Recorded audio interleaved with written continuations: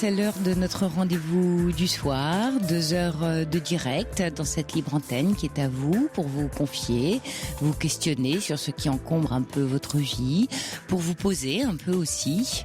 Je ne sais pas si vous l'avez remarqué, mais chaque fois que notre motivation est autre chose qu'un désir de bien-être authentique, on finit toujours par rencontrer une résistance.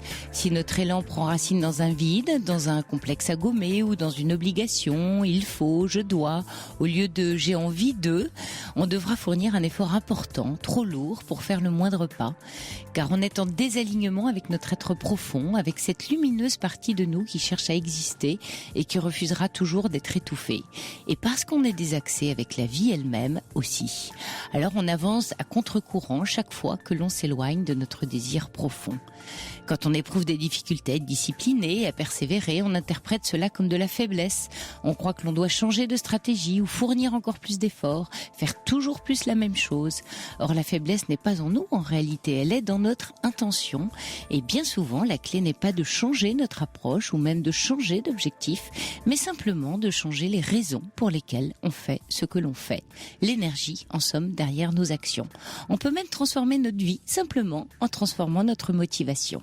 Allez, on parle de désir dans cette émission. On cherche à découvrir ce qui vous anime profondément, ce qui vous tient à cœur, comme le dit joliment la langue française. Quentin est là, fidèle au standard du vendredi soir pour recevoir vos appels au 39 21. Et c'est Fabrice Fougerouz qui réalise cette émission. Vous pouvez aussi apporter vos commentaires à ce que vous entendez à l'antenne par SMS en composant le 7 39 21, commençant votre texto par le mot nuit et dialoguer avec nous par mail sur le site europe1.fr. J'attends vos appels sur le 39 21. Europe 1. Sophie Peters. Et puis avant d'accueillir notre première auditrice à l'antenne, Lara, une spéciale dédicace ce soir à Carmen, à Anne et à Nicole. Et puis un grand merci à vous tous qui êtes venus si nombreux nous saluer, Caroline Dublanche et moi-même, aux Journées du patrimoine le week-end dernier. Voilà, ça faisait chaud au cœur de vous voir tous, de mettre des prénoms sur des visages, de discuter avec vous, de dialoguer, de faire connaissance autrement que derrière un micro. Merci encore à vous. Vous êtes là, Lara ? Oui, bonsoir, Sophie. Oui, bonsoir, Lara. Je suis tellement heureuse d'avoir pu vous obtenir. Ça faisait tellement longtemps que j'en avais envie. Merci. Alors, qu'est-ce qui vous amène ce soir, Lara ? Eh bien, écoutez, j'ai le sentiment d'avoir une existence extrêmement compliquée et vraiment, je compte sur vous pour m'ouvrir parce que c'est tellement difficile de pouvoir en parler. J'ai des amis, mais c'est très compliqué. En fait, il y a 10 ans, j'ai rencontré un homme que j'ai aimé profondément, passionnément. Avec qui nous avons eu un enfant qui a 8 ans aujourd'hui. Et cet homme est marié. Oui. Nous avons toujours une relation absolument merveilleuse, passionnante et passionnée. Il s'occupe de votre enfant ? Il l'a reconnu ? Comment ça se passe ? Ah oui. Enfin, ça a été vraiment par étapes. Au début, pas du tout. Et en fait, plus le temps passe, plus il est investi auprès de cet enfant.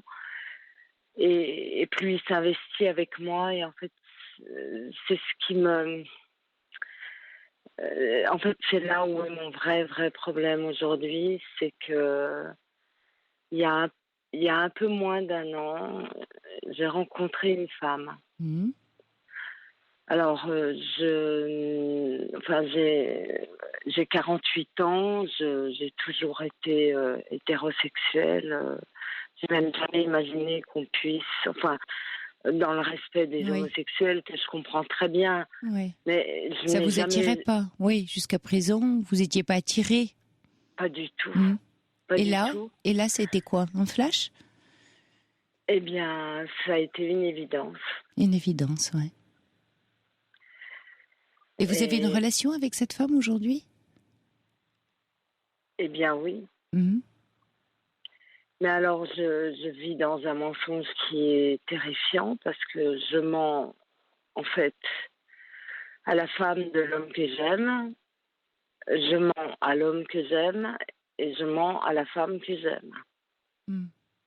Et pourquoi vous dites que vous mentez à la femme que vous aimez? Elle est au courant de rien? Elle connaît pas votre vie, elle connaît pas votre histoire? Bah, elle connaît mon enfant, c'est sûr, Mhm. mais elle connaît pas mon histoire.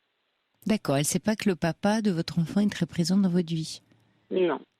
Hmm. Et quand vous dites, voilà, je mens à chacun, qu'est-ce que ça provoque chez vous? Une sorte de trahison presque de vous-même ou? Euh, Écoutez, par rapport à moi, j'ai l'impression d'être en harmonie avec moi-même, Oui. mais ce qui m'angoisse, c'est cette impression justement de ne pas être, je ne- enfin, c'est pas normal. Qu'est-ce qui est pas normal? Qu'est-ce que vous estimez pas normal? Je trouve que c'est déjà incroyable d'aimer deux personnes en même temps, Mhm. de désirer deux personnes en même De temps sexes différents en plus. et de sexes différents. Avec les deux, vous continuez à entretenir une relation. Vous avez le sentiment de devoir faire un choix, Lara, ou pas? Ou c'est pas une question qui se pose? C'est très compliqué, j'aimerais ne pas avoir à faire un choix, Ouais. mais comme le père de mon enfant est beaucoup plus présent et beaucoup plus investi, et que cette femme que j'aime profondément euh, me essaie de rentrer dans mon existence de plus en plus, c'est très compliqué. Il y a un enfant au milieu de tout ça, donc c'est... Hmm. Ce qui me frappe dans votre histoire, Lara, c'est qu'en fait, vous avez reconstitué un couple. Un peu comme si cette femme avec laquelle vous entretenez une relation était, je sais pas, la femme sublimée ou fantasmée, épouse du papa de votre fille, même si ça n'a rien à voir dans la réalité. Vous voyez, il y a comme un triangle, vous vous retrouvez dans un triangle amoureux. Eh bien, c'est juste ce que vous me dites, parce qu'en fait, il y a des similitudes physiques. Entre cette femme que vous aimez et la femme du papa de votre fille, de votre amant. Ouais. Vous la connaissez, cette l'épouse de... Un peu, Un peu. oui, non, parce que évidemment, ce serait trop malsain, un Hmm. peu. Et lui, enfin, est-ce que cette femme est au courant que son époux a un enfant avec vous? Je ne sais pas. Hmm. Et votre enfant, vous pensez qu'elle comprend quoi? J'imagine que vous êtes assez discrète dans votre relation. Donc voilà, quand vous voyez, alors peut-être pas son papa, mais la Ah femme en oui, question. Hmm. ah oui, oui, oui. Avec son papa, en fait, elle a une relation normale. Mhm. Son papa dort à la maison, se réveille le matin, l'emmène à l'école. Mhm. Donc il partage sa vie en fait, entre deux, Oui, lui. D'accord. oui, beaucoup, beaucoup, beaucoup. Et Moi, la semaine ouais. et, et son épouse le week-end. D'accord. Et son épouse, voilà, enfin, j'allais dire sans contente, c'est le mot qui me vient, mais en tout cas accepte la situation. Enfin, Si elle est au courant, parce que aucune certitude, mais je pense qu'elle a l'intelligence et la grandeur de cœur de pouvoir comprendre. Oui, hmm, si elle était au courant. elle tient, vous pensez, à son homme au point de, voilà, de s'accommoder de la situation. Ah oui, parce Ce que genre c'est de un. femme, on va dire. Oui. Oui, Hmm, oui, mais parce que c'est vraiment quelqu'un de vraiment bien. hmm, hmm. Donc moi, voilà, je peux la comprendre, mais ma difficulté, c'est pas tellement ça. Non, bien sûr. Moi, c'est cette femme qui est arrivée dans ma vie et qui m'a bouleversée. Et elle a des projets avec vous. Elle attend des choses de vous. Il y a éventuellement Oui, une pression qu'elle exerce sur vous dans un choix ou dans oui. quelque chose de plus engagé. Oui, elle voudrait être dans mon espace. Elle envisagerait de vivre dans mon espace, ce qui pour moi est juste impossible. Là. Aujourd'hui, je ne sais pas quoi faire. En fait, je voudrais que vous puissiez m'éclairer pour que je puisse, parce que vous l'avez dit, en fait, il faut décider. Bah, il y a quelque chose à décider parce que là, vous êtes dans un triangle un peu particulier où vous avez recréé un couple symbolique au cœur duquel vous êtes. C'est-à-dire, vous êtes déjà au cœur d'un premier couple, celui de papa de votre fille avec son épouse. Puis là, vous en avez recréé un pour vous dans l'intimité. Oui, Voyez, en fait, j'ai plus l'impression que couple, c'est une âme sœur. c'est une âme sœur, ouais. Donc, elle a auprès de vous une fonction, on va dire que ne remplit pas le père de votre enfant. C'est très différent, mais c'est Mm. tellement complémentaire. Mm. Ouais. Et donc c'est ce qui rend le choix impossible. C'est-à-dire qu'en fait vous êtes en train de me dire que vous êtes comblé. Ce qui pose le problème pour vous, c'est quand vous m'avez dit tout à l'heure, mais en fait c'est pas très normal.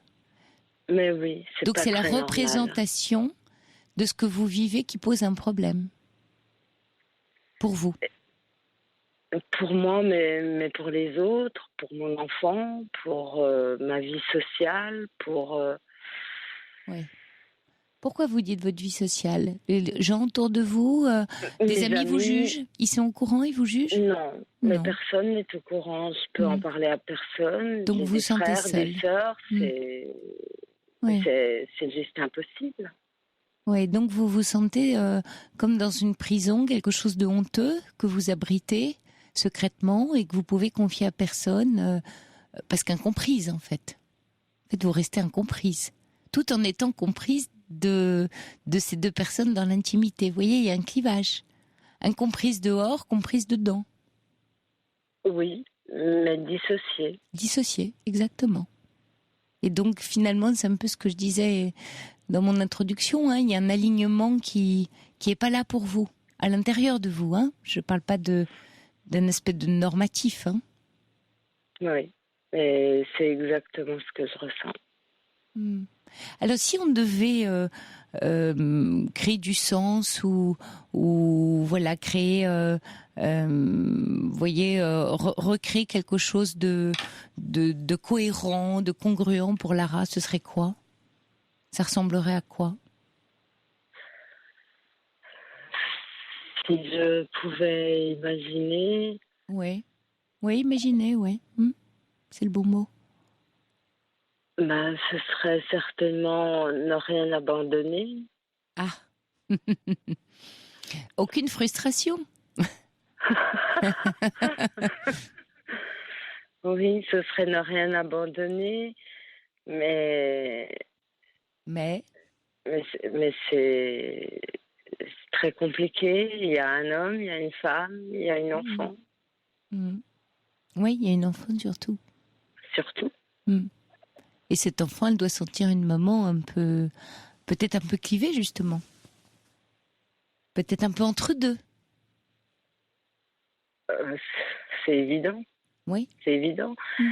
Alors, il y a le regard de ma famille, il y a le regard de mes amis, mais comment on explique ça à un enfant? Mais on l'explique pas, et puis surtout on lui dit pas. Mais Lara, comment cette partie de vous qui s'exprime là, à cet endroit-là, pourrait s'exprimer de façon plus juste pour vous, ailleurs, justement, comme vous dites, avec vos proches, dans votre famille, auprès de vos amis. Vous voyez, tout ce qui s'exprime de vous dans cette relation dans ces deux relations qui vous clivent, si un choix devait se faire, c'est qu'une partie de vous pourrait s'exprimer ailleurs, au grand Mais, jour, et peut-être mais plus j'ai, confortable. . mais j'ai très souvent envie de partir. Hmm. Il y a un auditeur qui vous dit c'est avec la femme du père de votre enfant que vous devriez avoir une liaison, ce serait plus simple et logique. Ben, oui, il est un peu moqueur, mais je l'entends parce que c'est... Parce qu'il y a quelque chose de ça, vous voyez ? Il y a un peu quelque chose de ça qui est fantasmé. Mais je me suis jamais posé cette question. C'est que vous êtes en fait amante d'un même couple, de quelque chose qui fait couple, vous voyez, symboliquement. Oui. Mais j'entends bien ce que vous êtes en train de... Alors, il y a un auditeur qui vous dit je comprends cette dame, ma femme m'a fait vivre un triangle amoureux. Ma femme a rencontré un homme dont elle est amoureuse et j'ai dû trancher. Car plus on attend, pire c'est. J'ai tenu 8 mois et cela est encore dur pour moi malgré les années. Bon courage. Aïe. Aïe. Trancher, ça vous n'aimez pas, Lara, trancher. Choisir, c'est renoncer. Hein. Et renoncer, c'est faire face au manque, à la frustration. Mais si on en croit, voilà, les grands philosophes, alors ça dépend de quelle école on se trouve, mais dans le manque, il y a du désir. Le désir prend sa source dans le manque. C'est parce qu'on manque qu'on désire. Oui, mais ce sont deux amours, mais qui sont tellement différents. Et très complémentaires. Est-ce qu'il y a, parce que vous avez dit une âme sœur, et ce qui m'interroge dans ce que vous dites là, c'est, vous avez des sœurs, Lara, ou vous avez une sœur avec laquelle vous étiez très proche, ou que vous auriez perdu ? Non, mais j'ai une sœur de qui je suis très proche, oui. Qui m'a servi un peu de maman. Et cette femme, auprès de vous, évoque aussi une forme de sororité également ? Non, parce qu'elle est plus jeune que moi. Ouais. Elle est très différente de moi, de caractère, de physique. Elle est beaucoup plus sûre de tout. Ah, c'est la femme que vous aimeriez être ? Ou que vous auriez aimé être ? Vous projetez quelque chose de vous dans elle ? Non, parce que je la trouve en même temps très agaçante avec ses certitudes qui sont pour moi liées à la jeunesse. Et puis en même temps, elle me renvoie en arrière. Les premières amours, quand ça sentait les blousons en cuir et la chlorophylle. Est-ce qu'alors elle est un peu... est-ce que vous êtes pour elle un peu la grande sœur que votre propre sœur a été pour vous ? Quelque chose qui s'inverse, là ? Peut-être, parce qu'elle m'amuse. Ouais. Je la trouve audacieuse. Oui. Ouais. Elle est audacieuse. Elle est résolument audacieuse. Elle est vivante. Elle est très vivante. Comment vous vous projetez, Lara, dans 2 ans, dans 5 ans, avec, comme vous dites, cette histoire compliquée qui vous habite aujourd'hui ? Ça me déstabilise cette question parce que, en fait, le père de mon enfant est plus âgé que moi, bien plus âgé. Oui. Et cette femme que j'aime est bien plus jeune. Donc, je me trouve à un carrefour, en fait. Il y en a un qui m'amène vers une vie plus sereine. Et l'autre qui tire vers quelque chose de plus... De joyeux, de gai, de joyeux, de rien n'est impossible, c'est vivant, c'est festif. En fait, quand je vous écoute, il y a vos 2 parties de vous qui s'expriment, hein, ce que vous me disiez d'ailleurs tout à l'heure, au début. Oui, mais c'est tellement séduisant parce qu'en fait, j'imagine, peut-être à tort, mais que tout individu a ses 2 parties. Et moi, j'ai eu la chance de le vivre. Voilà. Sauf que maintenant, c'est devenu trop compliqué. Oui, trop compliqué. Et que vous savez qu'avoir tout, c'est avoir rien. Tout et rien, c'est les 2 faces d'une même pièce. Tout d'un coup, quand on a tout, on n'a rien. Mais je pense que vous avez mis le doigt là où il fallait. En fait, c'est que je n'ai rien. Mais j'ai un homme marié qui ne veut pas de moi, qui n'a pas tranché. J'ai une femme qui veut tout de moi, mais on n'est pas au même endroit. Et au même moment de vos vies. Et puis l'ambivalence qui sans doute vous habite. Vous dites que vous imaginez que toute personne rêve de ce genre de situation. Bon, j'avoue que là, je sais pas. Je pense que ça parle aussi un peu de vous, de votre ambivalence, du tout qui vous habite, de cette envie de tout. Voyez, d'un désir de quelque chose d'entier et en même temps de pas si entier que ça. Vous voyez, il y a comme un leurre dans cette histoire. Oui, peut-être. Je rêve d'amour absolu et j'essaie de trouver. Oui, j'ai essayé par des choix divers et variés de toucher quelque part cet idéal de l'amour. Oui. Qu'est-ce que vous pensez qui pourrait vous apaiser, Lara ? Qu'est-ce que vous avez identifié comme quelque chose qui pourrait moins vous angoisser dans la vie où vous êtes aujourd'hui ?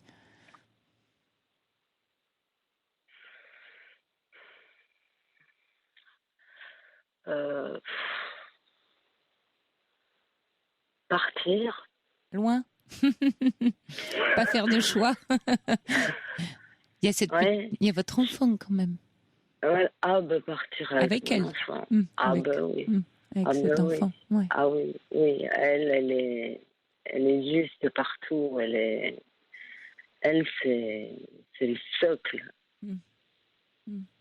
Partir. Elle, c'est le soleil. Donc, éloge de la fuite.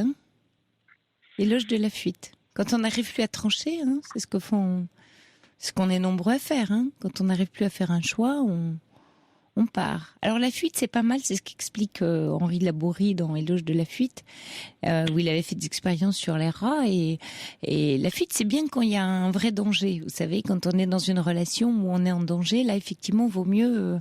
voilà, la fuite, ça peut être très utile. Là, vous, c'est pas ce genre de fuite, parce que vous n'êtes pas en danger, proprement dit. C'est éloge de la fuite, c'est je fuis pour ne pas avoir à choisir. Là, c'est une fuite qui va pas vous donner grand-chose, finalement, parce que le problème, vous l'emmenez avec vous. Il reste entier.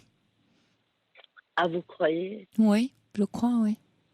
Oui, parce que c'est dans cet ici et maintenant, dans ce concret de la vie, que votre choix va prendre toute sa mesure, toute sa saveur, qui va vous réunir. Encore une fois, s'il y a un choix à faire, mais il me semble qu'il y en a un. Ça vaudrait le coup, je sais pas, Lara, c'est devenu intenable. Mais oui, c'est intenable. Et on peut pas survivre au mensonge. Mais non. Donc, pour ne plus vivre dans le mensonge, pour pouvoir se regarder dans la glace, la réponse est chez vous. Mais je ne sais pas quoi faire. Vous voulez dire, vous ne savez pas qui choisir ou quoi faire, ce qui n'est pas tout à fait la même chose.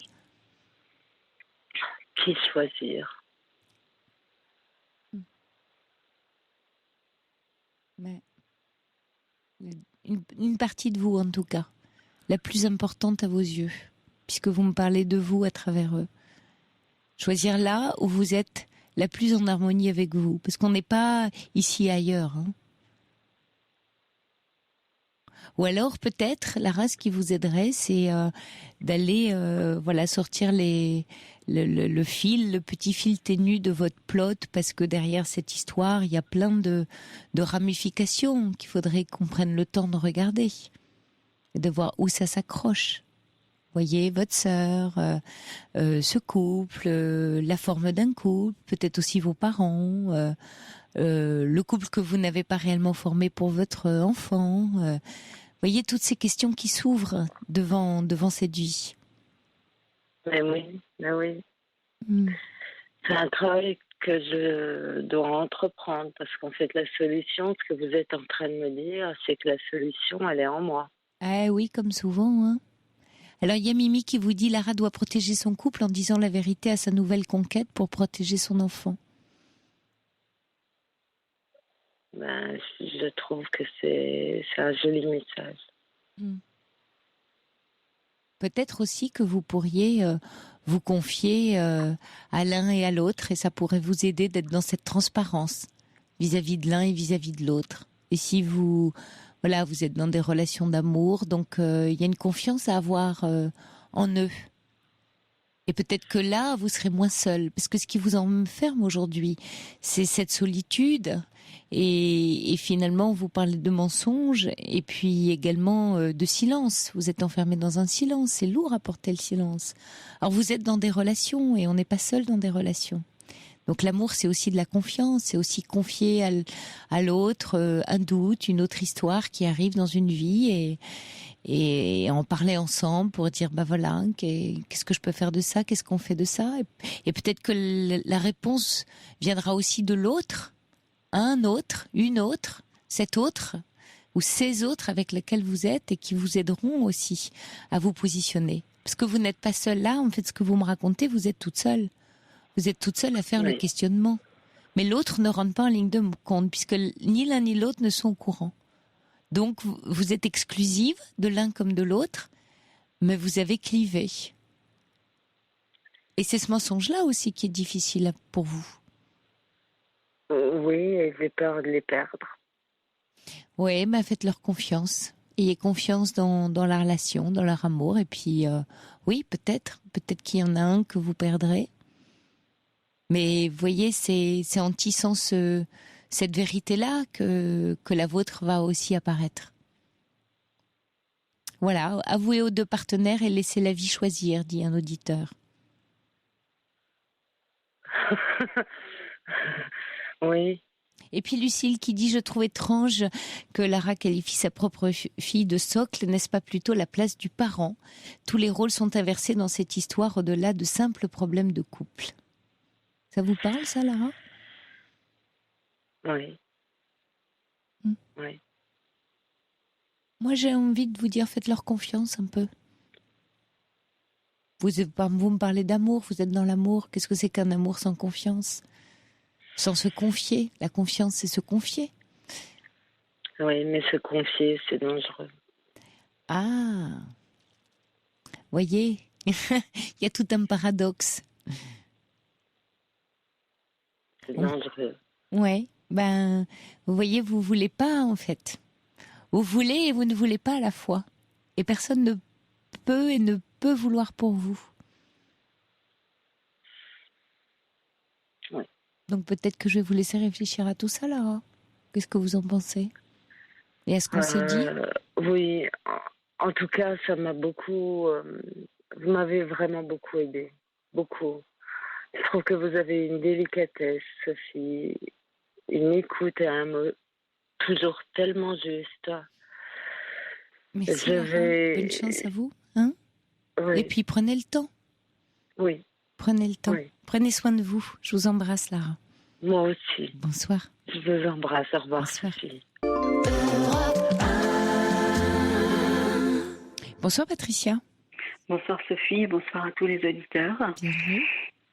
Merci. Et voilà, alors avant de commencer mon histoire, Oui. je vais dire que j'ai beaucoup de chance parce que moi je suis très très heureuse dans ma vie. J'ai la chance d'avoir rencontré un compagnon qui, après un parcours assez chaotique, près de 2 ans et demi de bonheur.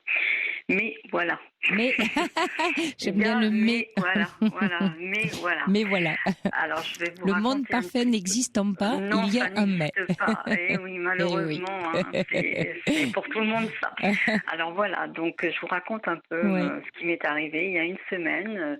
Pour pas nommer, je me suis connectée sur un réseau social pour retrouver des anciens amis du passé, n'est-ce pas ? Oui.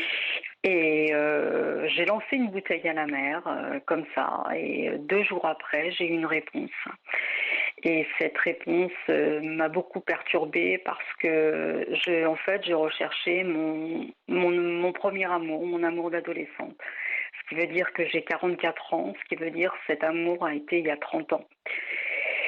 Et pendant ces 30 ans, j'ai eu un parcours assez chaotique. Il faut savoir que je n'ai jamais oublié ce garçon. Ça a été vraiment mon premier amour, le premier baiser, des promesses échangées. On n'oublie jamais, hein, le premier amour. Voilà, Qui l'oublie ? des baisers échangés. Et bon, à 14 ans, mon père ayant été muté en province, ça a été la rupture. Et je m'étais faite la promesse à l'âge de 14 ans de quel que soit ce qui se passerait dans ma vie, que je le retrouverais. Voilà. Quand, Donc, quand l'histoire s'est terminée, hein, c'est ça? Voilà, D'accord. voilà. Avec la promesse tous les deux de se dire, on s'était dit, quand on aura 18 ans, on se retrouvera, on se mariera. Ça s'est pas fait comme ça. Bon, la vie a fait que je me suis mariée, j'ai divorcé, j'ai 3 enfants. Bon, j'ai refait ma vie avec quelqu'un, comme je vous dis, dont je suis très très heureuse. Voilà, d'accord. Voilà. Et alors, depuis combien de temps vous êtes avec votre nouveau compagnon? 2 ans et demi. D'accord. 2 ans et demi. Par ailleurs, bon, il a la sagesse que c'est quelqu'un qui est plus vieux que moi. Je pense que pour la suite, c'est important que je vous le dise. Et donc, donc je me suis mise sur ce réseau social et j'ai lancé une bouteille à la mer. J'ai dit, voilà, je recherche telle et telle personne que j'ai connue à tel et tel endroit, à tel et tel endroit. Bon, mais c'était vraiment une bouteille à la mer. Et 2 jours après, pouf, sur mon ordinateur, je reçois un mail de la part d'une femme qui me dit « Mais je crois connaître cette personne, pourriez-vous me donner des détails ?» Je lui donne des détails et il s'est avéré que c'était cette personne-là. Ouais. Donc, elle m'a donné son adresse mail. Entre-temps, ça s'est aussi produit cet après-midi parce que c'est tout récent. Cet après-midi, j'ai eu un contact d'un monsieur qui m'a donné la même adresse mail, donc il le connaissait aussi. Voilà. Donc, quelle n'a pas été ma surprise. Donc, je vous dis, j'ai passé une semaine très perturbante parce que ça voulait dire, je le contacte pas, qu'est-ce que je fais? Bon, sachant que j'ai quand même contacté la jeune femme qui m'avait envoyé ce mail-là, et j'ai appris par cette jeune femme que mon premier amour avait eu un très grave accident de voiture et qu'il était devenu partiellement amnésique. Ouais. Donc, qu'est-ce qu'on fait dans ces... expliquerait qu'il n'ait pas reçu votre message, c'est ça? Voilà, et puis qu'il n'était pas non plus connecté, qu'il n'était pas connecté non plus sur les réseaux sociaux. Social, pardon. Donc donc j'apprends ça, déjà assez perturbée de savoir que moi je l'idéalisais, me disant il est marié, il a des enfants, etc. Ah oui, vous lui aviez inventé une vie. Voilà. Sachant que j'ai quand même appris que c'est une amnésie partielle, mais il peut travailler. Donc là, actuellement, il est pour des raisons professionnelles à l'étranger. Et donc, depuis, nous échangeons beaucoup de mails. Et c'est très perturbant dans le sens où, alors moi, ce que j'ai fait quand même, c'est que j'ai quand même averti tout de suite mon compagnon. Je lui ai dit, voilà, il se passe ça. J'ai fait ça, il se passe ça. Qu'est-ce que je fais maintenant, sachant qu'il a une amnésie partielle?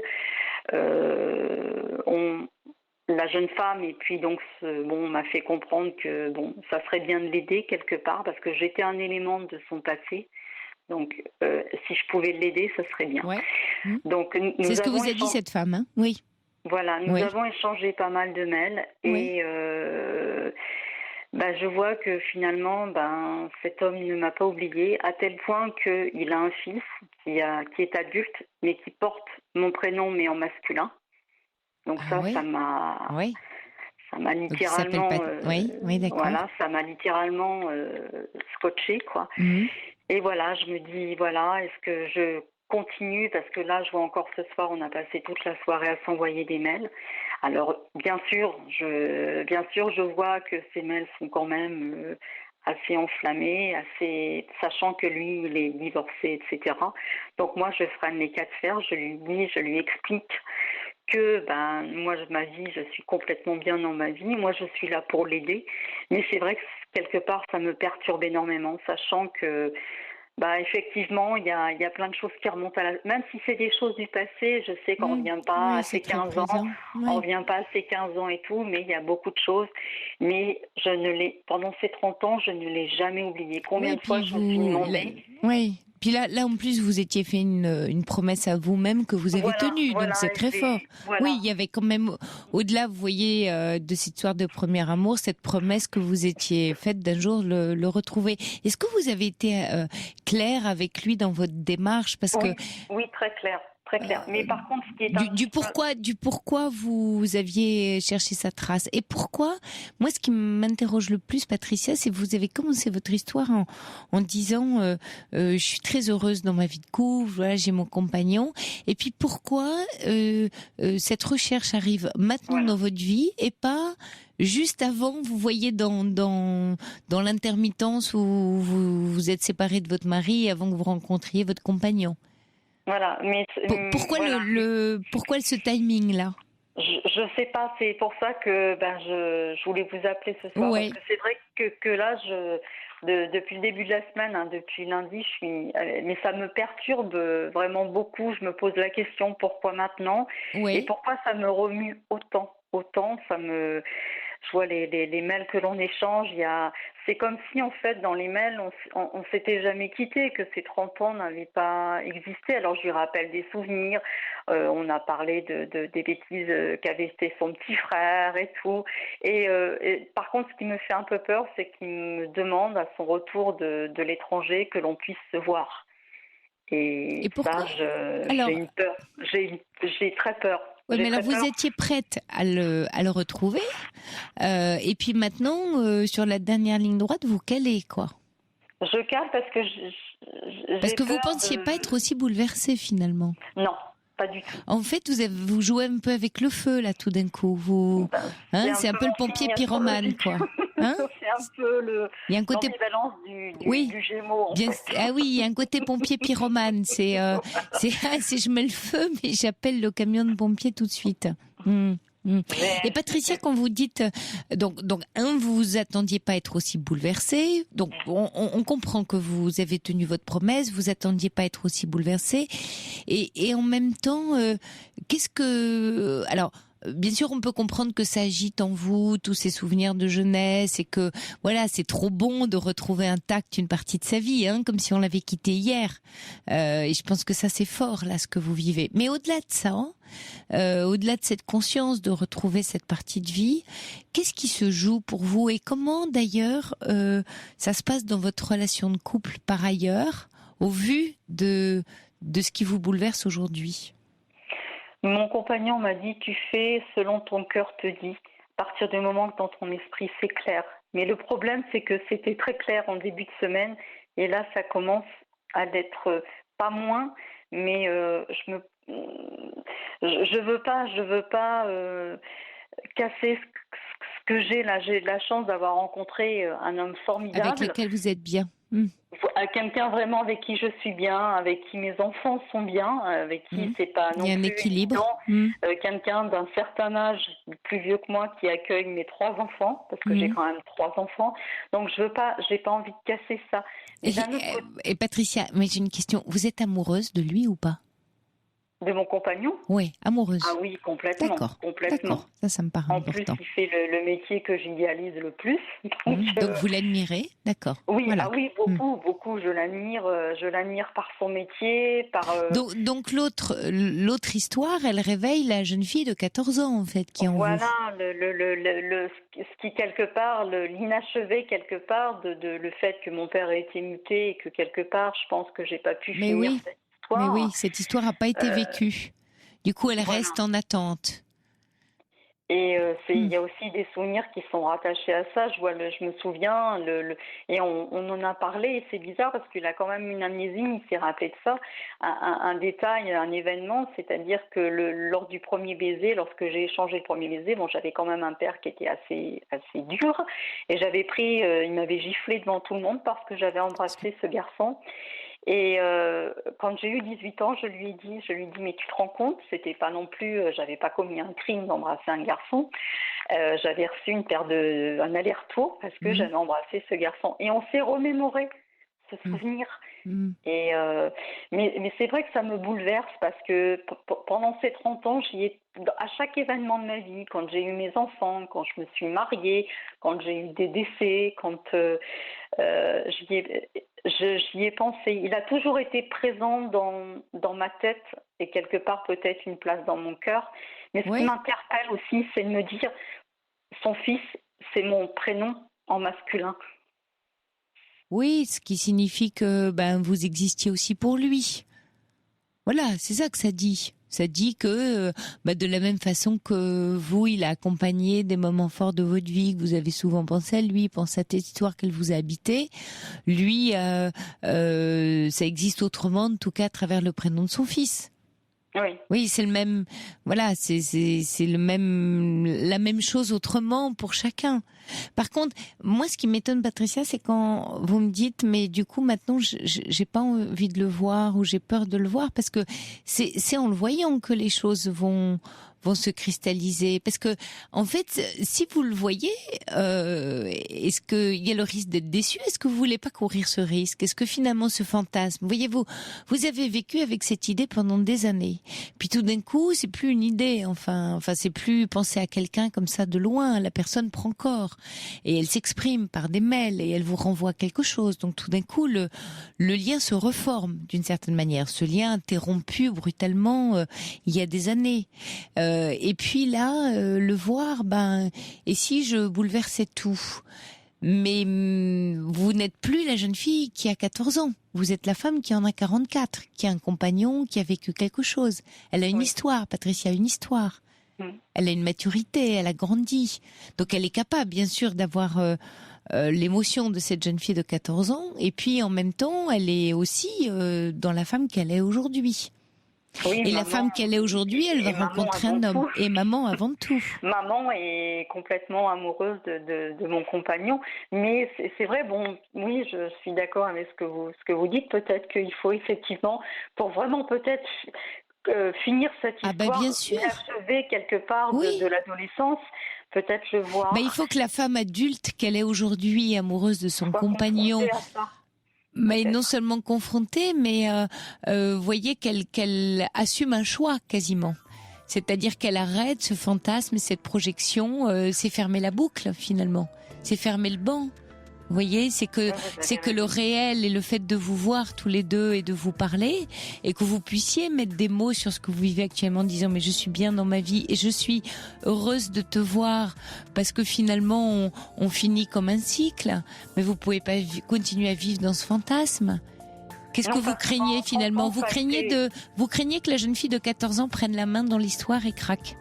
Vous faites pas confiance à Patricia qui a 44 ans aujourd'hui. Et pourtant, d'un oui. autre côté, oui, voilà, c'est bon, il n'y a pas de souci, quoi. Oui, mais faites confiance à Patricia. Patricia, elle a 44 ans et elle va savoir quoi faire. Merci beaucoup. Faites-lui confiance. Merci beaucoup. Bonsoir, Patricia. Bonsoir.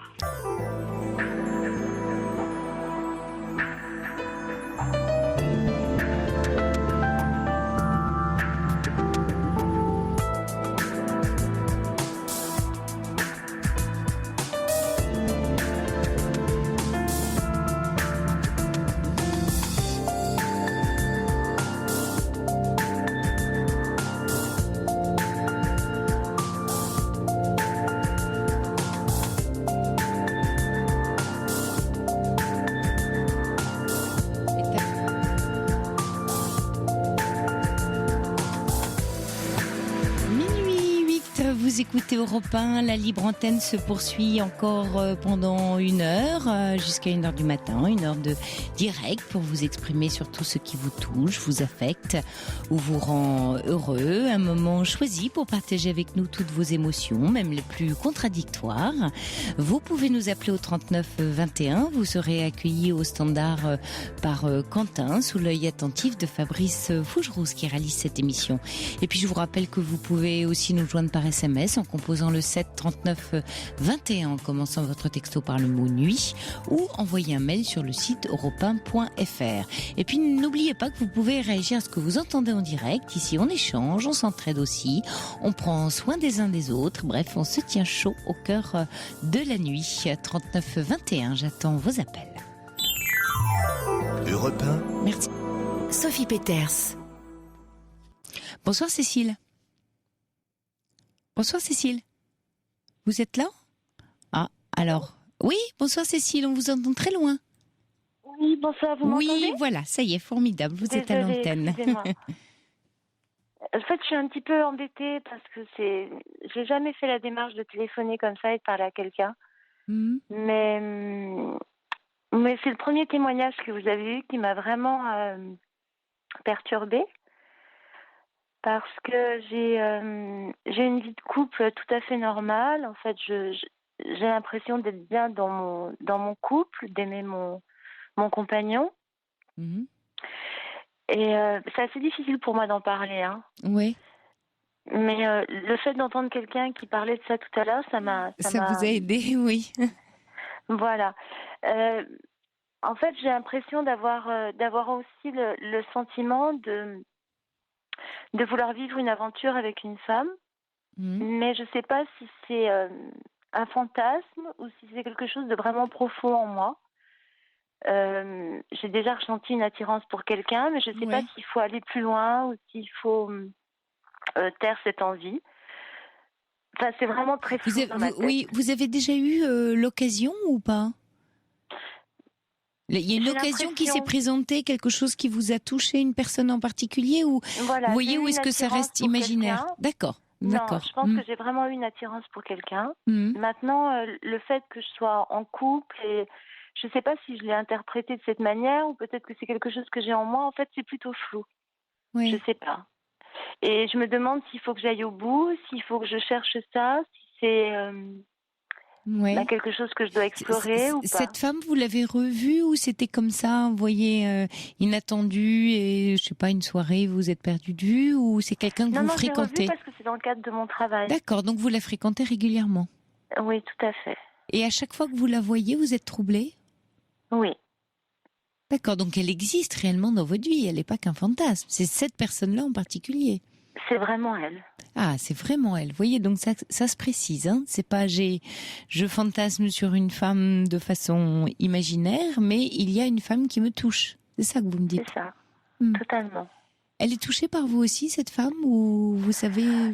J'ai l'impression, mais c'est quelque chose que je n'ose pas aborder. Bien entendu.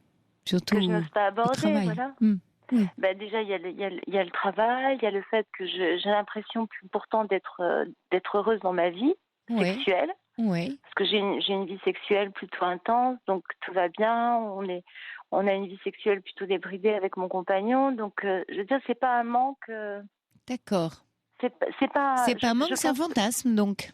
C'est bien un fantasme. Je pense. Oui. Alors, est-ce que c'est quelque chose que j'ai en moi, un fantasme, quelque chose que je voudrais vivre avec mon compagnon ? Est-ce que c'est vraiment une part d'homosexualité ? Je ne sais pas du tout. Oui. Je sais pas du tout. Oui. Vous savez que, Cécile, le fantasme, c'est très important, et quelquefois, il n'est pas nécessaire, voire bon, de les réaliser. C'est-à-dire qu'un fantasme, c'est du désir.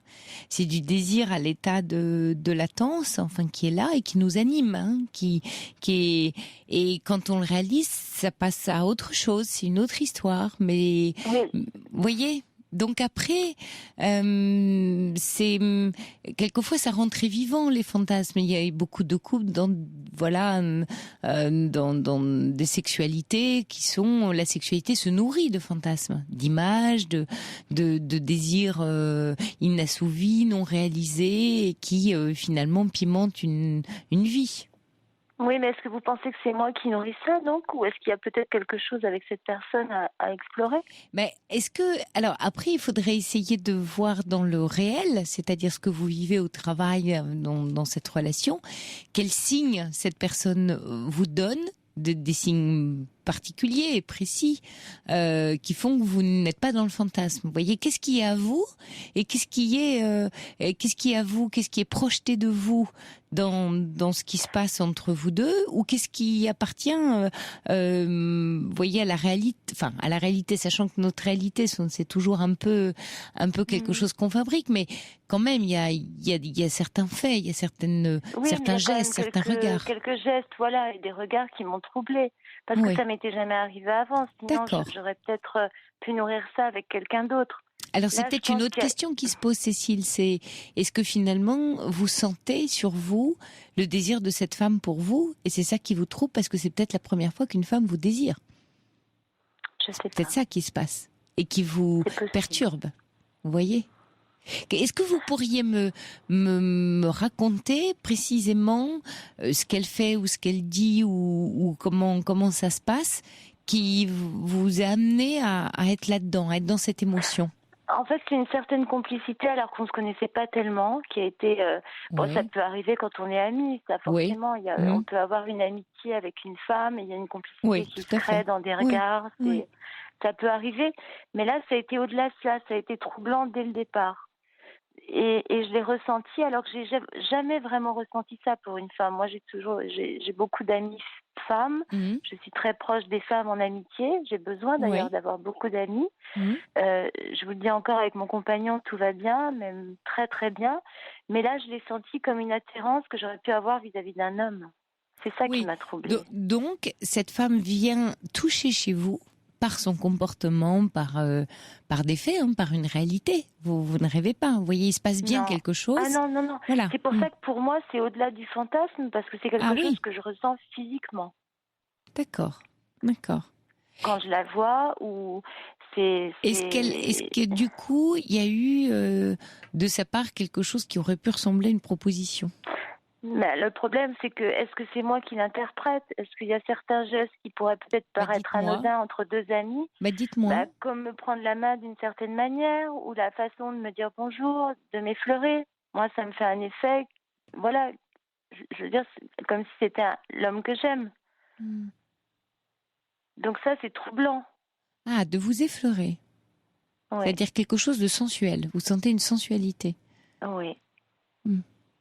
Qu'est-ce que vous... c'est là... Oui. Et c'est là Et c'est là que ça m'a troublée. Ben oui, bien sûr. Oui, c'est juste. Vous ressentez quelque chose de juste. Maintenant, ce qui vous appartient, c'est qu'est-ce que vous allez faire de ça ? Qu'est-ce que vous allez décider pour vous ? Ben oui. Je sais pas, justement, parce que ça fait un moment que je suis avec mon compagnon. Tout va bien, et en même temps, je suis quelqu'un qui a envie de vivre la vie entièrement, et ça me trouble, et je suis curieuse. Oui. Et je sais pas si je vais... Ça m'attire et ça me fait peur. Ah oui. Ça m'attire comme et ça me fait peur. Attire. Voilà, parce que j'ai une vie... je sais pas ce qu'est la normalité. J'ai une vie hétéro, normale. Vous en avez parlé avec votre compagnon ? Pas du tout. Et vous en pensez quoi éventuellement d'en parler avec lui ? Comment vous le sentez, ça ? J'ai peur de son jugement, ou j'ai peur...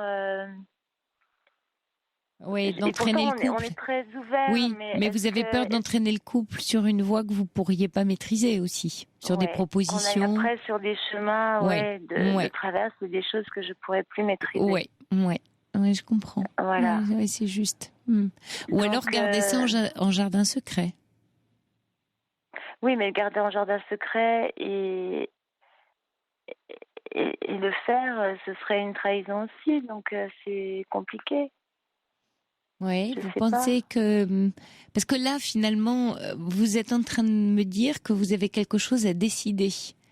Or, elle ne vous a fait aucune proposition concrète. C'est juste... Vous voyez, donc en fait, c'est un peu comme si vous étiez dans la position de quelqu'un qui doit décider quelque chose qu'il n'a pas réellement à décider. Vous n'avez rien à décider, en l'occurrence. Oui, en fait, c'est moi qui m'impose des choix alors qu'on ne les propose pas. Exact. Mais est-ce que ça veut dire que je suis si bien que ça dans ma vie ? Je sais pas. Non, vous êtes juste troublé. Ça ne veut pas dire forcément que votre vie ne vous convient. C'est pas parce qu'on est troublé par quelque chose dans une vie que la vie qu'on a ne nous convient pas. On n'est pas... Vous voyez, les choses sont pas blanches ou noires. Vous pouvez être effectivement... Et si demain, elle me propose quelque chose, alors ? Ah, justement, c'est une très bonne question. Alors ? Excellente question. Je sais pas. Vous y avez pensé, alors ? Bien sûr que j'y ai pensé. J'y ai pensé parce que c'est quelque chose qui m'attire, mais qui me fait peur. Il y a Pascal qui dit « J'ai moi-même été mariée, je suis aujourd'hui avec un homme. Il trouve que vous dites beaucoup, tout va bien, tout va bien. Il dit « Ah, mais Cécile devrait faire ce qu'elle désire. » C'est ce que je pense aussi. C'est ce que je pense aussi. Oui, c'est ce que je pense aussi parce que je me dis que dans la vie, il faut aller au bout de ses désirs. Je vois la vie comme ça, mais en même temps, j'ai l'impression d'aller dans quelque chose que je ne maîtrise pas du tout parce que je le connais pas. C'est plus ça qui m'inquiète. Et oui. C'est pas comme une attirance que j'aurais pu avoir pour un autre homme. Ça m'aurait peut-être moins troublée.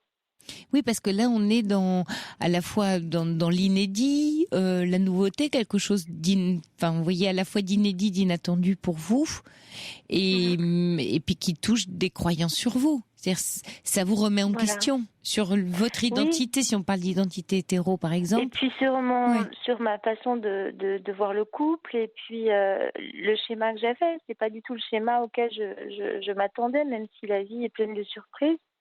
C'est quelque chose auquel je m'attendais pas. Je veux dire, j'avais l'impression que ce genre de choses, on pouvait le pressentir ou avoir déjà senti quelque chose pour une femme, mais ça ne m'est jamais arrivé. Ah, mais on n'est jamais vraiment sûr de rien, surtout dans ce domaine-là. Je sais. Et puis on évolue, on change au cours d'une vie. Il y a quelquefois des désirs qui se lèvent à un moment donné, parce que là vous me parlez d'une rencontre. Vous voyez, vous n'êtes pas en train de me parler d'un désir homosexuel en tant que tel. Vous êtes en train de me parler d'une personne. C'est très différent. C'est très différent, même si c'est une personne de même sexe. Oui, c'est vrai, mais c'est difficile c'est à la fois... Quelle image de vous auriez, Cécile, si ça devait arriver? Parce que c'est ça qui est en jeu chez vous. Vous voyez, c'est ça qui vous trouble. C'est ça qui me perturbe, en fait. Mais oui. Parce que je suis pas en accord avec... Enfin, je suis pas en accord. Oui, du coup, ça revient au témoignage de Lara tout à l'heure. Oui, je comprends ce que vous voulez dire. Vous voyez, c'est pour ça, de l'avoir entendu, je me suis dit, c'est quelque chose qui aurait peut-être pu m'arriver. Qui va peut-être m'arriver, mais est-ce que je suis en accord avec ça avant de le... Voilà, c'est ça qui me trouble en fait. Peut-être aussi par manque de courage, de pouvoir assumer ce genre de choses. Est-ce que je suis prête à le faire? Je sais pas. Et en même temps, il y a une attirance qui est indéniable et il y a une curiosité. Mais c'est aussi que vous voulez répondre à une question qui n'est pas encore posée. C'est ça qui vous tourmente. C'est-à-dire qu'au lieu de laisser la vie vous poser la question, en l'occurrence, on va dire cette personne-là, enfin, vous voyez que la chose arrive ou n'arrive pas, vous êtes déjà dans l'anticipation, donc le désir est très fort chez vous, puisque vous êtes déjà dans une anticipation comme si c'était ou ça devait arriver. Et vous êtes déjà un cran plus loin. Donc en fait, il faudrait que je lâche prise et que je laisse faire les choses. D'une certaine manière, oui. Oui, dans le sens où vous vous posez une question qui n'est pas là. Mais en vous la posant, elle dit à quel point vous êtes attiré, par contre. Voilà ce que dit votre anticipation et ce que dit la question que vous êtes en train de vous poser, qui ne vous est pas encore posée. C'est en fait, mais j'aurais très envie qu'elle me le propose. Mais c'est difficile de me l'avouer. C'est vrai. C'est compliqué. Alors il y a Lily qui dit Cécile, parfois un fantasme agréable est toujours mieux qu'une mauvaise réalité. Cependant, c'est vrai, c'est ce que vous m'avez dit. Ouais, cependant un très beau film, Perfect Ending. Alors je l'ai pas vu, illustre l'ambivalence du sentiment qui vous anime. Là, ça vaut le coup d'aller voir. Moi non plus, je connais pas. Perfect Ending. Ouais. Perfect Ending. Est-ce qu'il y a un auditeur qui demande si cette femme est mariée Non, elle est célibataire. D'accord. Est-ce qu'elle est peut-être de nature tactile avec tout le monde, ou vous la sentez en particulier avec vous? En particulier avec moi, c'est ça qui me trouble. Ah oui, d'accord. Alors, Cécile, il y a Pascal qui est là à l'antenne et qui a envie de vous apporter son témoignage. Vous êtes là, Pascal? Oui, je suis là. Bonsoir. Oui, bonsoir Pascal, merci de nous appeler. Alors, vous vouliez entrer en contact avec Anne sur cette histoire-là que vous avez vécue, hein, c'est ça? Oui, c'était pour Cécile, c'est ça. Oui. Pour lui dire que c'était pas si compliqué que ça. À mon avis, elle est en train de tomber amoureuse, tout simplement, non? Et que, comme vous le disiez, ça n'a pas grand-chose à voir avec l'homosexualité, je crois. C'est une personne, hein. C'est vraiment, hein, c'est ce que je disais. C'est ça qui est beau, ouais. Ouais.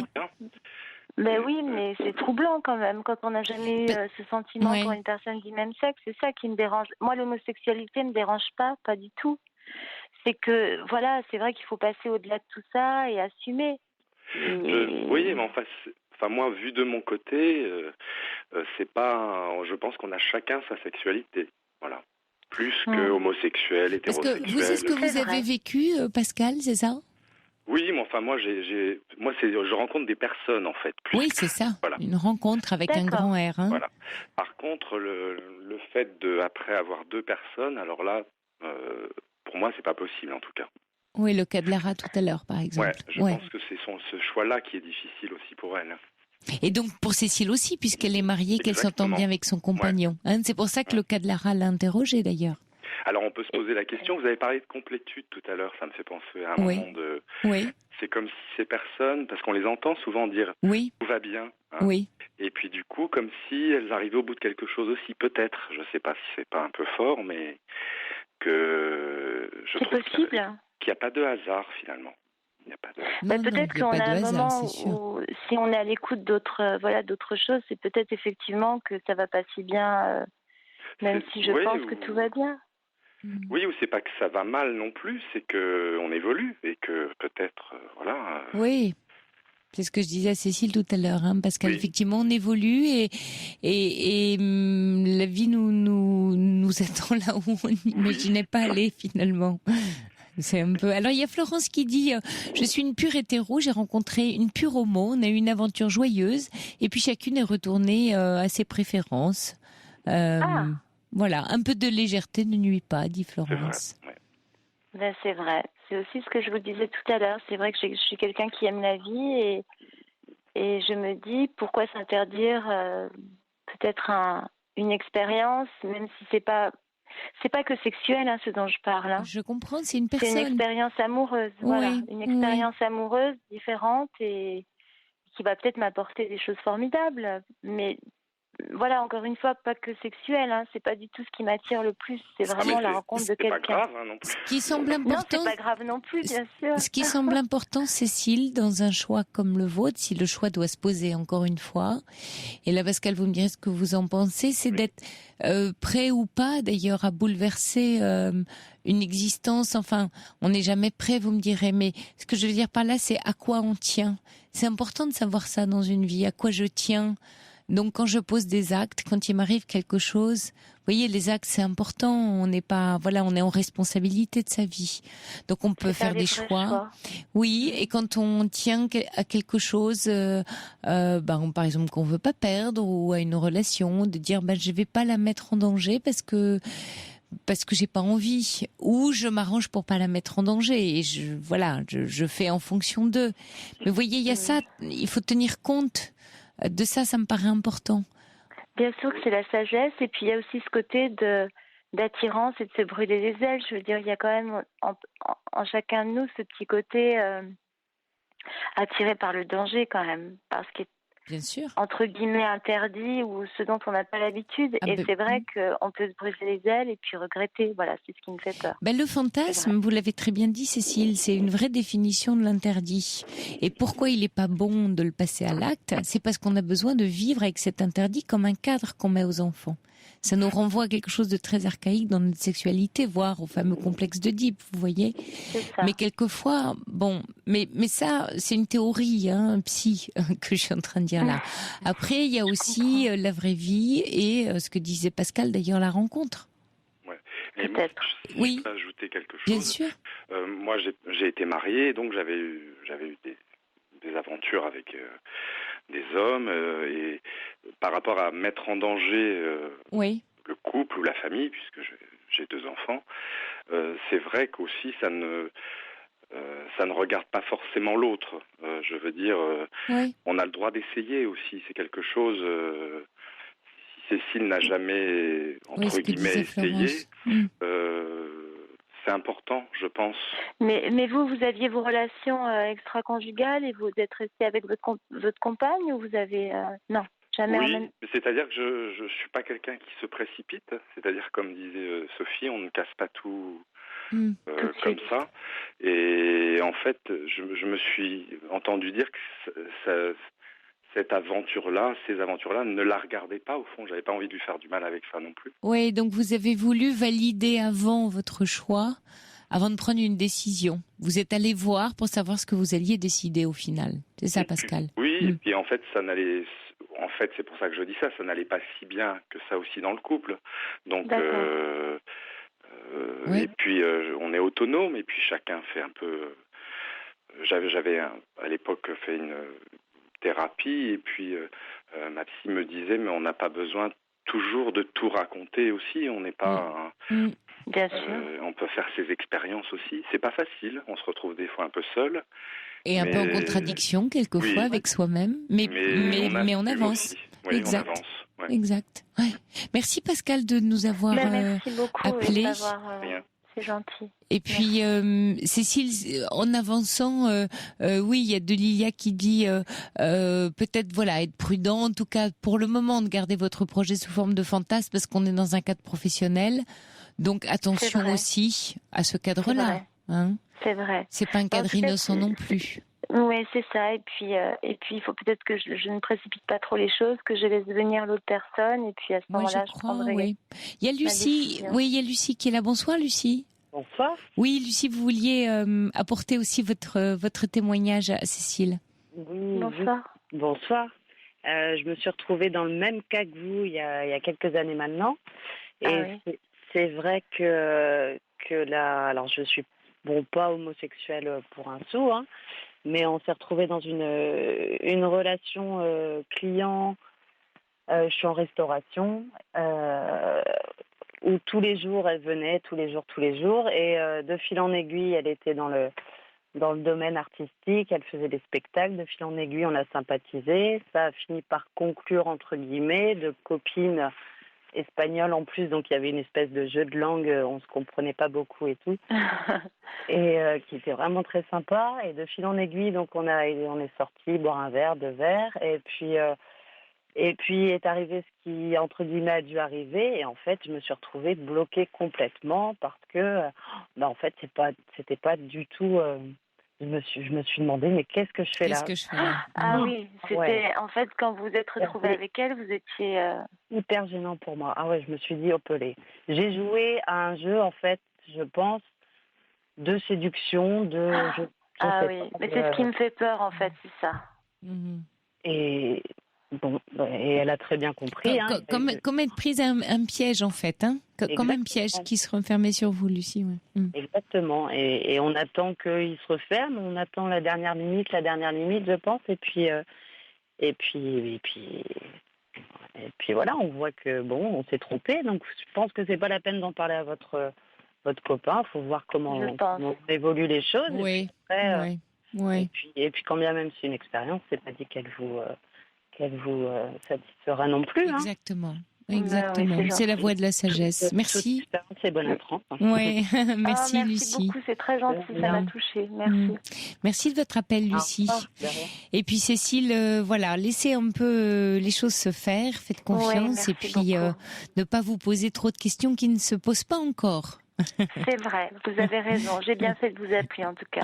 Merci beaucoup, à vous. Sophie, pour ces conseils. Bonne soirée. Bonne soirée. Au revoir. Merci infiniment. Au revoir, Cécile.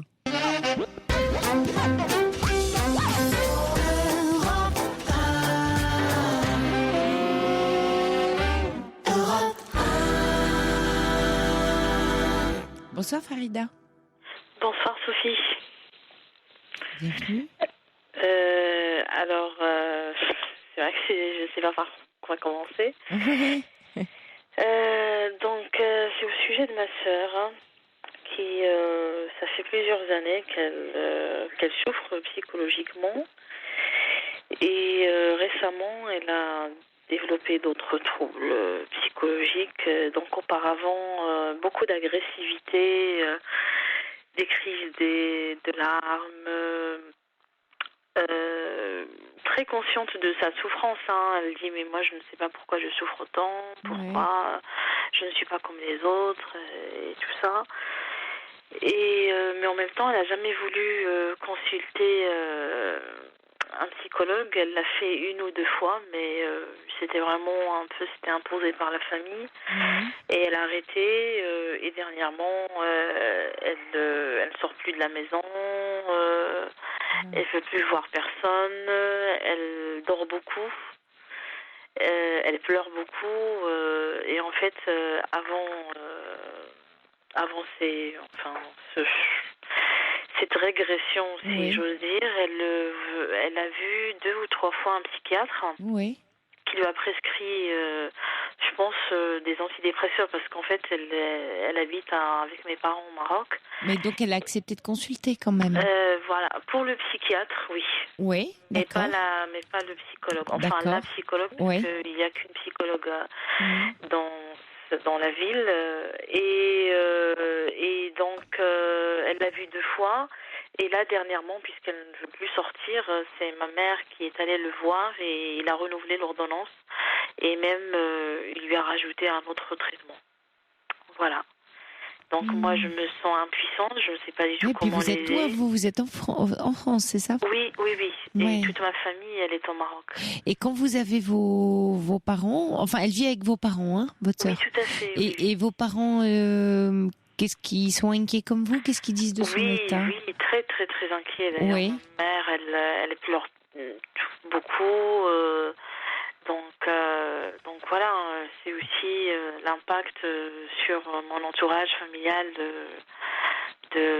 enfin, elle a des idées noires aussi. Oui, c'est très préoccupant. Oui. Et votre maman n'a pas, ou votre papa, d'ascendant sur elle, parce que ce psychiatre qui la suit est alerté quand même de son état, non? Oui, tout à fait. Mais bon, d'ascendant sur elle, il faut savoir que un peu c'est à cause de sa fragilité, mes parents s'aident beaucoup dans pas mal de choses. Et donc, ce qui donc fait ils sont pas très solides non plus auprès d'elle, c'est ça qui vous inquiète? Pas du tout, et ça fait plusieurs années que ça dure.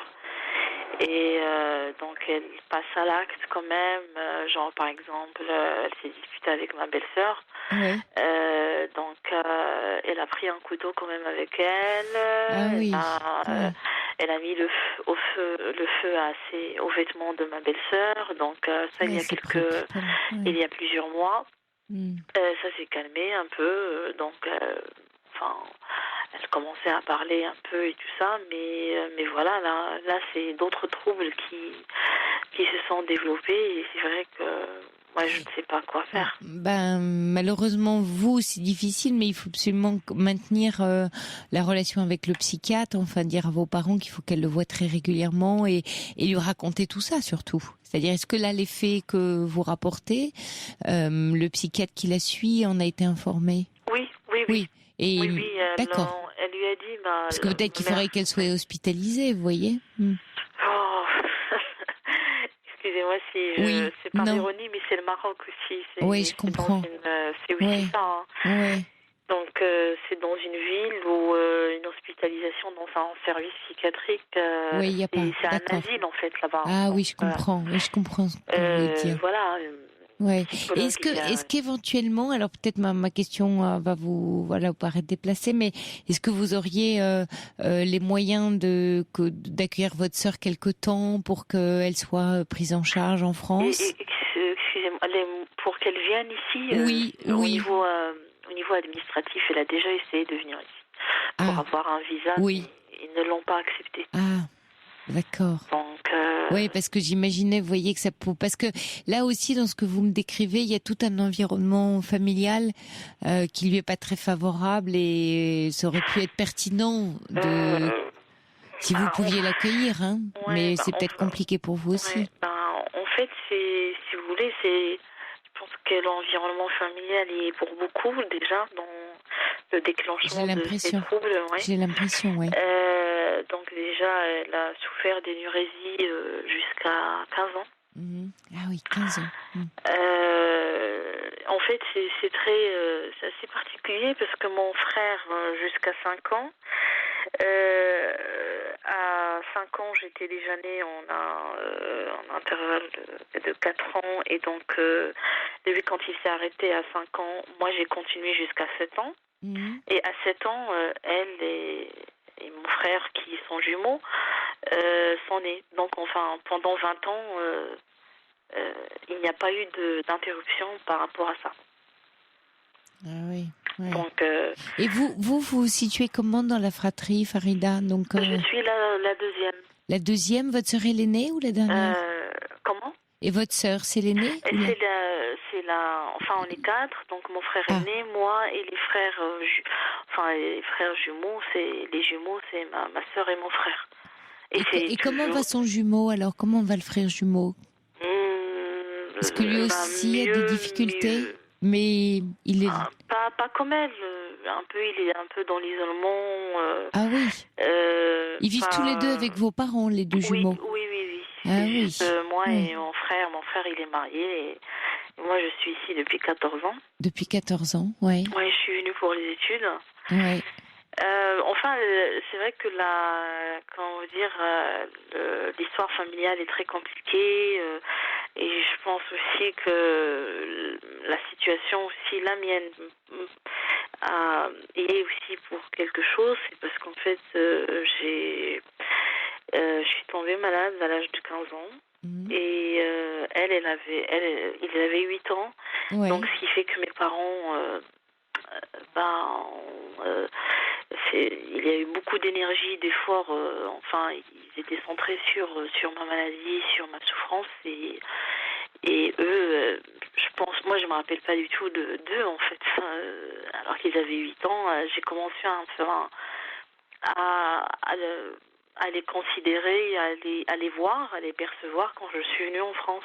Donc vous vous sentez un peu coupable vis-à-vis de cette sœur et de ce frère. Oui, impuissante. Oui, et coupable de vous dire, moi j'ai été malade, j'ai accaparé les parents, maintenant je dois être là pour eux. Oui. C'est à mon tour d'être là pour eux parce qu'ils vont pas bien. Mais vous, en vous écoutant, j'ai le sentiment, mais peut-être je me trompe, que vous faites un lien du coup entre le fait qu'ils aillent pas bien et que vous ayez dû, je reprends vos mots, accaparer vos parents quand vous étiez jeune. Comme si vous aviez une responsabilité finalement dans l'état de votre frère et de votre sœur. Enfin, je sais que c'est pas moi qui ai voulu avoir cette maladie et les accaparer, mais effectivement, je pense qu'il y a cette culpabilité et ce besoin très très important. D'ailleurs, j'en fais des cauchemars. Très très important de les aider et de l'aider aussi. Parce que là, ça fait des années que ça dure. Oui, mais c'est pas votre histoire, Farida. Là, il y a vraiment quelque chose. Vous voyez quelqu'un ou pas en France, de votre côté? Oui, je suis une thérapie. D'accord. Et ça vous aide justement à défusionner ce lien? Parce que vous faites un lien, vous voyez, entre l'État. Vous travaillez un peu là-dessus?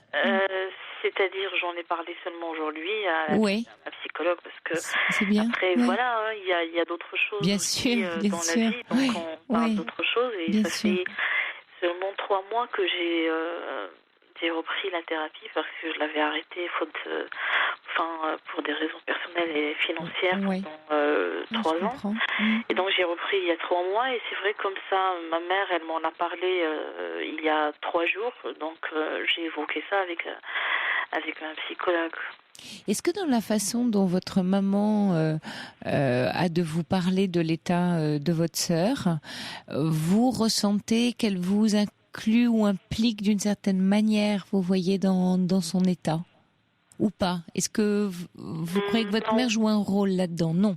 D'accord. Non, mais juste elle me demande des conseils. Oui, elle est un peu perdue. Elle est un peu perdue, votre maman. Je vais dire quelque chose. Et c'est pour ça que je me sens très mal à l'aise. Parce que je suis psychologue moi-même. Oui. Et donc je travaille auprès des femmes, plus que des femmes en situation de précarité et victimes de violences conjugales.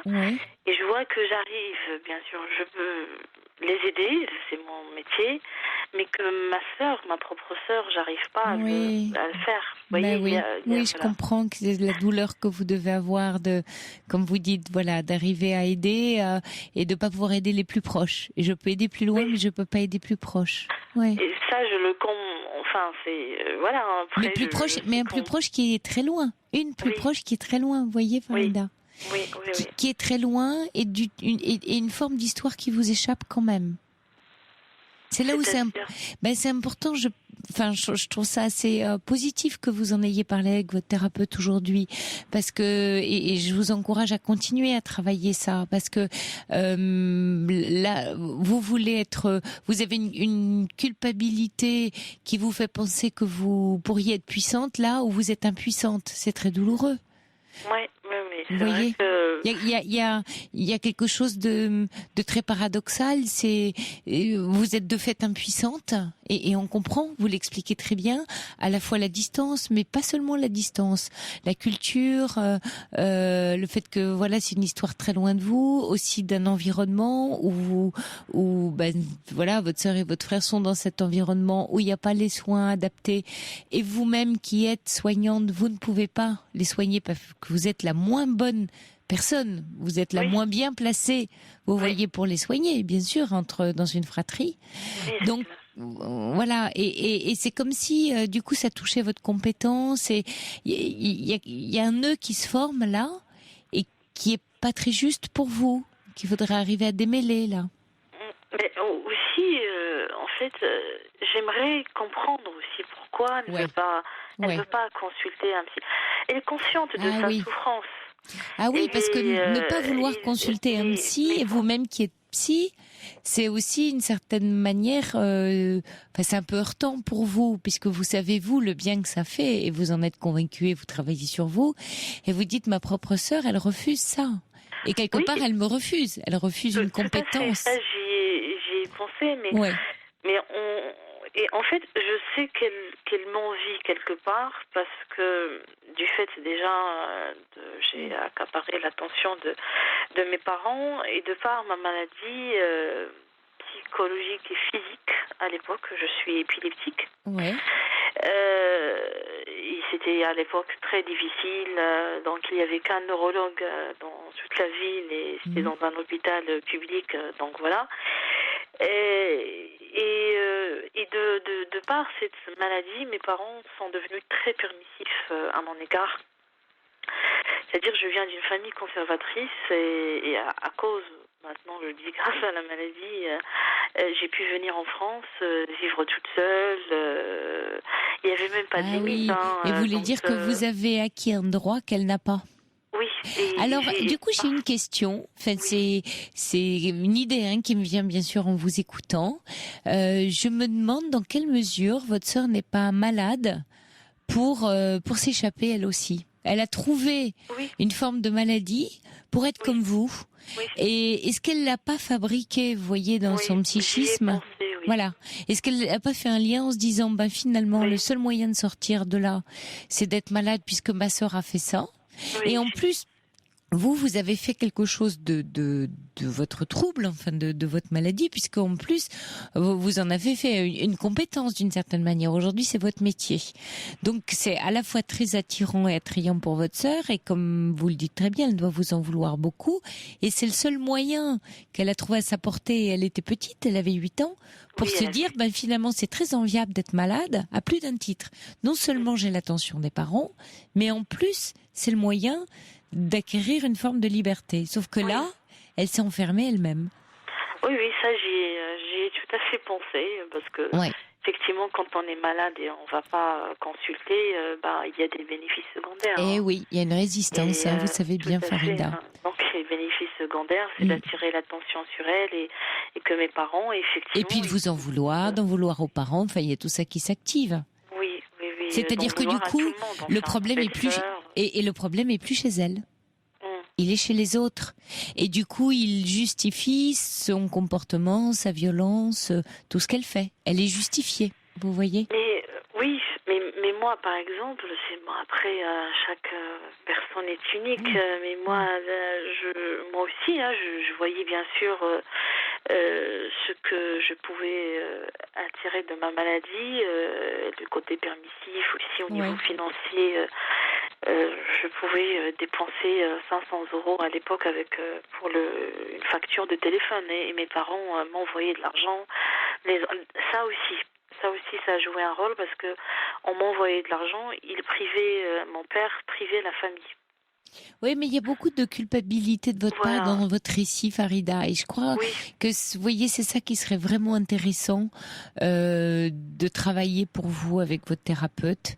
Parce que leur problème devient votre problème, et même vous devenez vous-même la cause de tous ces dysfonctionnements. C'est-à-dire que vous faites de vous-même un enfant symptôme dans la famille. Et vous vous mettez en situation, ce qui est très très douloureux pour vous en étant quelqu'un en plus qui soigne. Donc il y a comme quelque chose de douloureux en contradiction avec à la fois votre compétence et votre posture, et puis ce qui se vit à l'intérieur de vous et qui risque. Et c'est important à travailler parce qu'après vous pouvez vous dire je suis pas légitime. Enfin finalement qui suis-je pour être la femme que je suis, et remettre tout ça en cause qui peut vous entraîner dans et ce qui en fait n'est pas réellement en lien. Si vous voulez, moi je ne renie pas mes compétences et je suis passionnée par mon métier. Je ne regrette rien dans mon parcours. Non, je disais c'est le risque. Oui. Je pointais ça pour vous motiver, vous voyez, de travailler là-dessus. Je dis juste voilà un risque éventuel, hein, mais je peux. Oui. Mais après, c'est vrai que c'est ce sentiment d'impuissance. Là, j'arrive pas pour le moment à m'en empêcher parce que je me dis mais et aussi alors que c'est ma sœur, c'est pas ma patiente, donc je lui en veux quelque part parce que elle peut aller voir. Je lui ai dit, et puis vous lui en voulez de pas faire le trajet que vous avez fait. Tout à fait, oui. Oui, il y a plein de choses de ce. Oui. Tout à l'heure, j'ai fait un lapsus avec la psychologue. Enfin, elle me dit alors comment elle est et tout. Et je dis elle fait rien de sa vie. Elle est avec mes parents et tout. Et après, je dis elle n'a pas fait d'études. Et je voulais encore redire qu'elle ne fait rien. J'ai dit elle n'a pas fait d'études et elle n'est rien. Et c'était un lapsus, c'est pas ça ce que je voulais dire. Mais pour moi, les études sont tellement importantes que ça vous a sauvé, vous. Oui. Mais oui, ça vous a sauvé. 11 ans d'études après le bac. Oui. Et vous voudriez la sauver. Mais vous savez bien, Farida, que dans la culpabilité, derrière, quand on se sent coupable, c'est qu'on se sent... on pense qu'on aurait été puissant. La culpabilité, elle est liée à la toute-puissance. C'est pour ça, d'ailleurs, que vous faites le lien avec l'impuissance. C'est que le sentiment de culpabilité, c'est de se dire, alors, j'aurais eu le pouvoir, ou j'aurais le pouvoir, ou je pourrais avoir le pouvoir de changer la situation. Et de fait, vous ne pouvez pas, et vous vous retrouvez face à votre impuissance. Donc, vous êtes coincé entre les deux. Oui, parce que c'est vrai que j'ai même pensé aller au Maroc et vous établir là-bas. L'accompagner chez la psychologue. Non, vous savez bien qu'on peut pas être le professionnel de ses proches. Non, mais c'est pas la soigner. Mais c'est une conduite de réassurance. À ce moment-là, éventuellement. D'accord, mais éventuellement à l'occasion de vacances. Mais remettez pas votre vie en cause pour ça. Vous voyez, parce que là, on est dans un système, c'est un conflit, enfin, c'est un problème familial. Donc vous faites partie aussi, que vous le vouliez ou non, en étant loin dans la figure de qui vous êtes, vous faites partie du sujet et du problème. Donc vous êtes encore la moins bonne personne placée pour le résoudre. Et ça, c'est vraiment important que vous le conceviez, parce qu'il faut qu'ils apprennent à faire sans vous et justement à grandir par rapport à ça. Sinon, vous allez renforcer la résistance et en y allant, vous allez faire toujours plus de la même chose qu'ils font déjà. Donc, pour ne pas faire plus de la même chose, il faut changer le scénario. C'est très systémique, hein. C'est très systémique, Farida, ce que vous vivez. Oui, tout à fait. Donc continuez à travailler, je pense, avec votre thérapeute et vous allez trouver des voies. Hein. Bon courage à vous, Farida. Et bon travail. Merci. Au revoir. Au revoir. Je vous souhaite une douce nuit, les 1h du matin.